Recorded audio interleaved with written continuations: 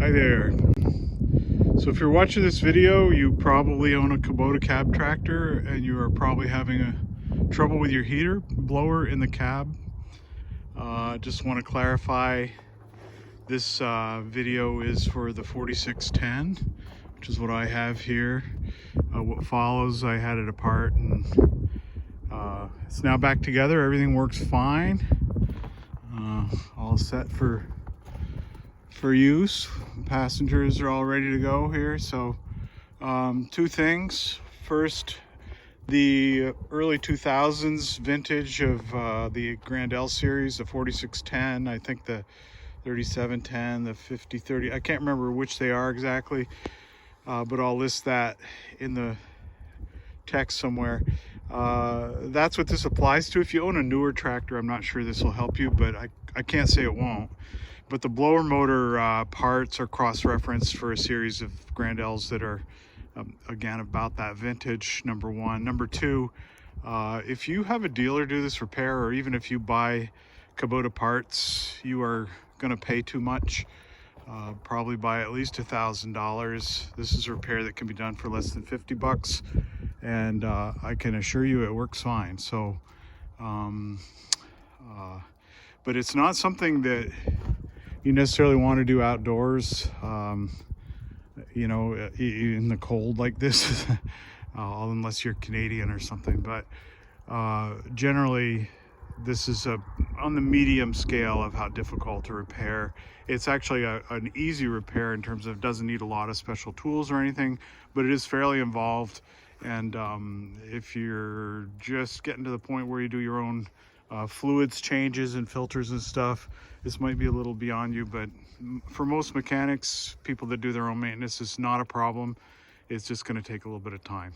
Anyway, good luck to you, and here's the video.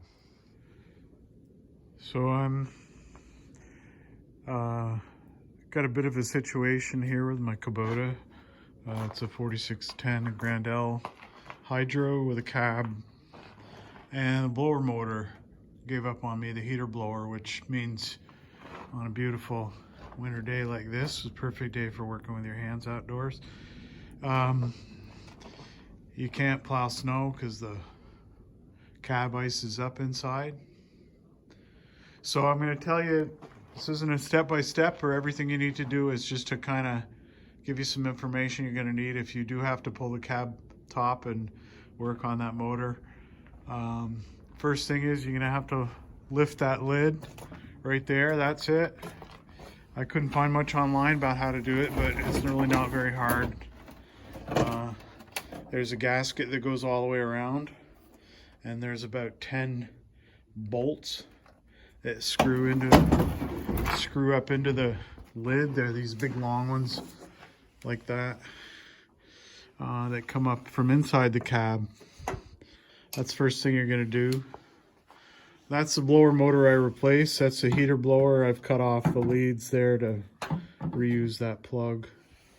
But that's the offending item. And apparently around 2,000 hours, depending on how dusty the work you've been doing is, it's not a sealed motor, so it's exposed to dust up in there in the airstream of the heater. The brushes wear down, they give out, and there isn't really much you can do to repair the motor. You have to replace it. So once you've lifted that lid off, this is what you're going to find up there. It's quite a mess. And this here is a heater and air conditioning unit. I've opened it. That's where the motor is inside.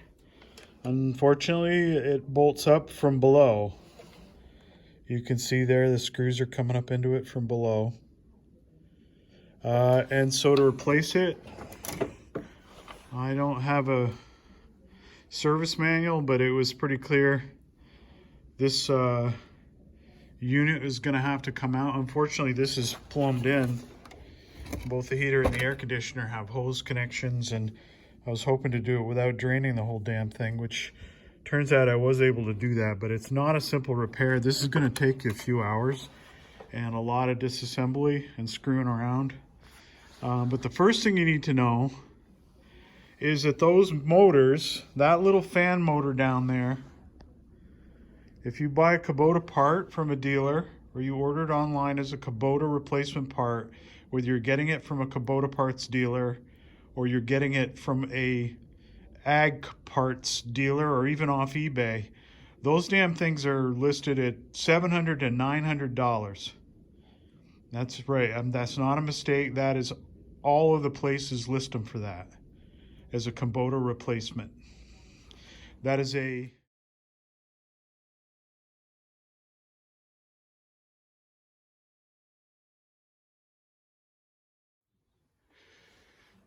ridiculous price for this little motor, fan motor. All right. The original, I'll show you here. Not surprisingly, is a Denso, well-made Japanese part. There's a part number right there if you want to look it up. It is a counterclockwise rotation, 12-volt motor, 2-wire. But I did not want to spend $900 for that, so I ordered off Parts Geek,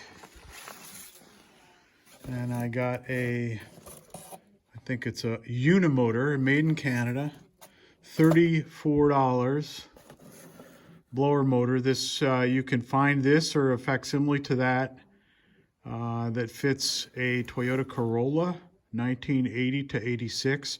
I put in the number 1984 because I used to have an 84 Corolla, but anyway, that's the part number right there. It cost me $34, not $900. And it is an identical fit. There is no problem. I just dropped it in. The new one is already in there. You can get them with the squirrel cage blade, fan blade, or without. I chose to get it without, and turns out the flats on that shaft, the threading, the length of the shaft, everything is identical. That squirrel cage blade, fan blade off the old one right here, swapped right out, and I didn't really have any problem getting that on there. So now, just a couple of tips to help you if you do this. You can see what a mess this is. Able to figure out, I found online somewhere, and maybe different cab models or different tractors, that fan actually is mounted in reverse, which it certainly would make sense if it was to get at. But at least on the Grand L's, this mine is a 2002, I believe, around that vintage.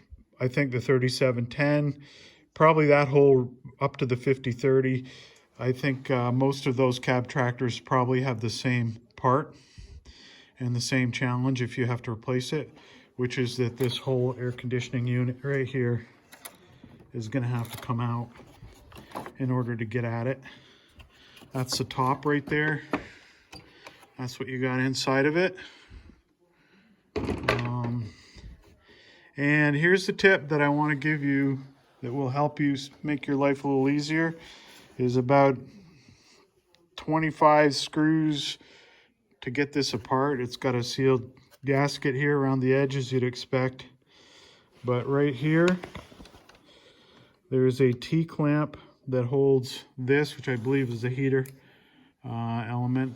Heat exchanger there. In any case, that heat exchanger can come up like this and fold off to the right, which means you can then lift this. I've already replaced it, but it means you can then lift up this end without disconnecting those hoses back there.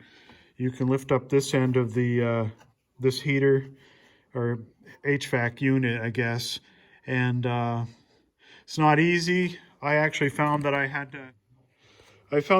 to drop that headliner. This right here, there's 4 screws. That's where the big screws come up through, but there's some bolts there's some shorter bolts that go into the frame here. I had to drop that headliner down. You can't really remove it because there's hoses that go all through it that are all cemented in with foam. But you can get it to drop down 6 inches or so. In order to do that, you're going to have to remove these electronics, which is a giant pain in the butt. But you got to unplug things. Take some good pictures in advance when you do that, because you're going to have to reconnect your heater control unit here and put these cables back on. There's several other ones, and if you get good pictures, you can figure approximately where they're clamped, you know, for length, so you don't have to readjust all those controls. Also, you're going to find a few. I found a plug that doesn't go to anything. Probably some you know, some accessory I didn't order. It was hidden down in there, so I got one extra plug when I put the thing back together. I got to put the radio back in. That's a big tangle over there, and that's got to go back in. Hopefully everything's still going to work. But what you'll find is that dropping that headliner down by 6 inches gives you a little more clearance to work. When you lift this up, when you've moved that heat exchanger out of the way and got this end up, you get enough room to work to bolt that fan blower unit on from the bottom. What you'll find is that you really can only lift this about 6 inches. So if you got another 4 to 6 inches below it, you got room to slide that under and a little room to work. And so now I'm going to put it back together, and I think that's about it, other than give it a cleaning. I'm hoping, fingers crossed, this is going to work. This is not a quick job, and it's a job where you're going to want to work carefully, and you'll be talking to Jesus a bit during this experience. But I can tell you, you really don't need to pay $900 for that stupid thing. It was only $34, I believe. And fingers crossed it'll work. The polarity, again, you can wire it 2 different ways. I didn't have a wiring diagram for what's plus and minus, and I couldn't really turn it on to check. So what I did is I installed this with some, just when I put that plug back on, I put some spade lugs there. If it's spinning the wrong way, I'll just switch those over and run it the other way. So in any case, you can blow in or out. That fan will go both ways. Anyway, that's it. That's the good luck to me getting this back together and making it work. That's how to replace the heater blower unit in your Grand L series Kubota.